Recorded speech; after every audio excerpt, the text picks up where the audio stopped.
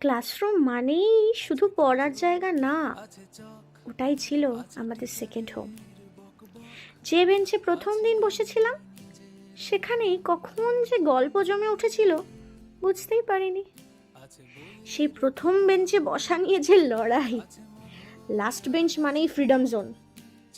কিন্তু স্যার আর ম্যামের চোখ পড়লে সেই যে চোখ নামিয়ে নিয়ে লুকিয়ে যাওয়ার ব্যাপারটা, কিন্তু পাশের বন্ধুর খাতা দেখে হোমওয়ার্ক লেখাটা ছিল একটা আর্টিস্ট্রি, কি তাই তো?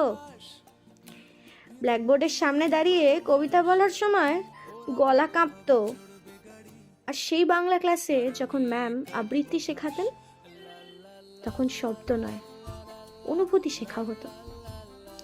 ক্লাসরুমে কত ছোট ছোট জিনিস, জানলার পাশে বসা মানেই বাইরের জগৎ দেখা। আচ্ছা, শুধু কি বাইরের জগৎ, মাঠে কে খেলছে সেটাও তো দেখা হতো। তারপর চক ছুঁড়ে খেলতাম, সেটা তো একটা অন্যই মজা। আর পাশে বসে কেউ কাঁদলে তার পাশে বসা বন্ধু বলতো, সব ঠিক হয়ে যাবে, চিন্তা করিস না, আমি আছি তো।